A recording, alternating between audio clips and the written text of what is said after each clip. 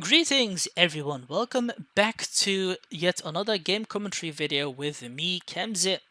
Today we shall be chattering about the Ancestors Legacy as we have finished the campaign and enjoyed each one out of it. Well, personally I have. But before I continue on with chattering, do feel free to lean back, lay down, grab something to eat and drink as I shall be sharing opinions, thoughts, tips and tricks as much as I can think of, but feel free to do the same, but then in the comments box below or Admiral's team, and we can have a chit chat about it.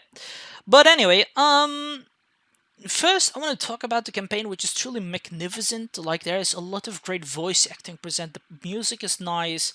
You have a vast amount of campaign you can go through. There's just content is present there. It's amazing.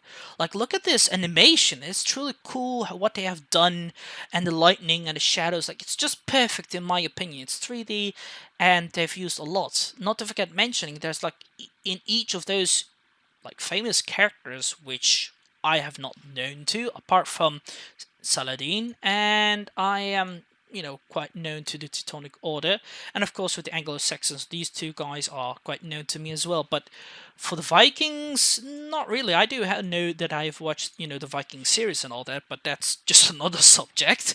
But then again, I didn't know these two characters myself, and I don't know Mieszko the First, neither Boleslav the First the Brave, neither. But then again, this guy was cool. He was really interesting and funny, even though he was quite loud-mouthy and all that. But it's still fun, and I enjoyed it so far. With especially the campaign, the cutscenes and all that was really amazing how it was played out and gone through. As you can see, these animations are still playing. You can see the artwork still swapping in the main menu, even inside the campaign. It's presented like it's just amazing. It just gives you a really pull, like, hey, an electricity is present here, and you're like, okay, I'm gonna plug in there.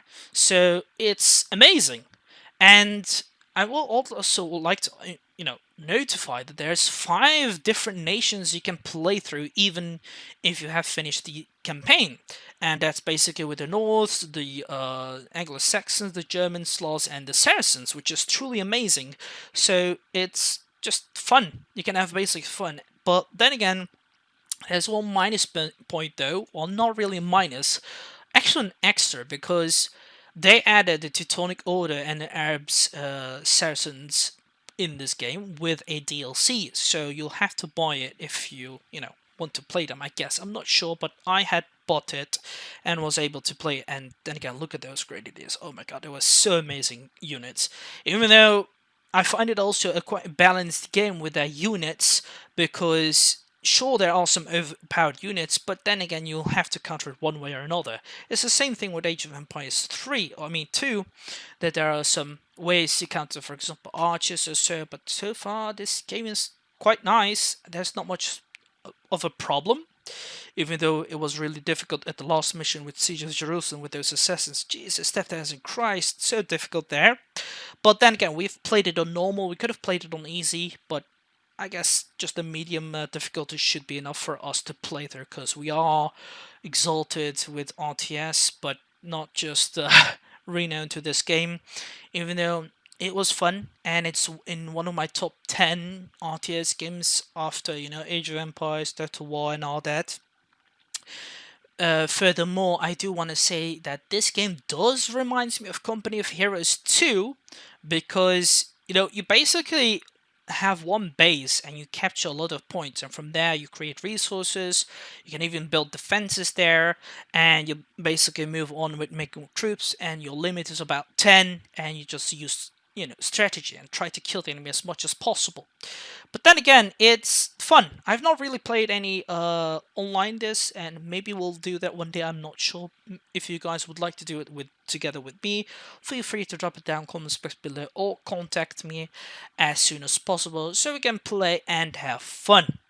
But then again, I won't stop saying that this game really reminds me of Company of Heroes 2, but then it's just a little bit, how should I say, made in a different way, because you don't have towers inside those capture points at that game in how should I say, Company of Heroes 2, and here it is also medieval, and that one is like World War II or World War One, and this one is like amazing, especially with more diverse of factions or nations you can play as, and it's truly amazing.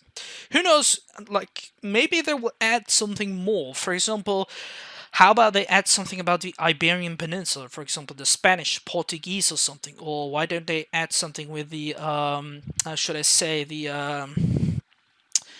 uh, perhaps the Mongols, maybe, or Chinese, or Japanese, or something like that could be really cool as well. Koreans, every nation, like basic. There's still some lands that has not been um how to say that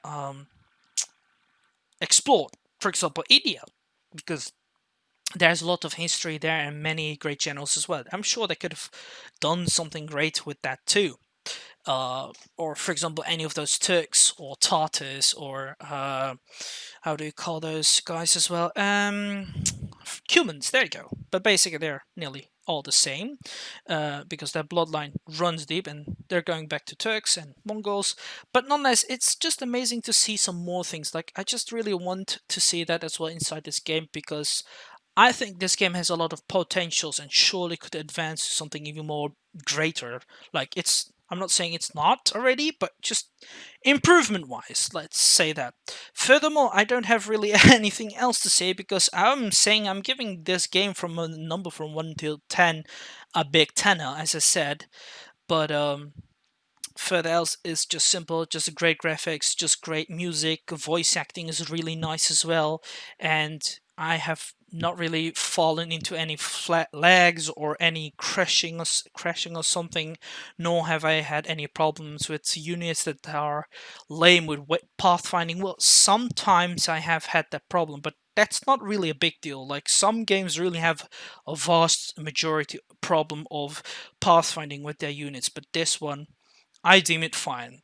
Nonetheless, this is all I have to say about this lovely game. But if you have any different opinions, thoughts, or want to share something, hints and tips and tricks or something, feel free to drop it down in the comments box below or add me on Steam and we can have a chat about it. Till then, I shall see you guys in my next video. And don't forget, if you enjoyed this video, give it a like button and subscribe to my channel if you're new. And we shall see each other in our next video.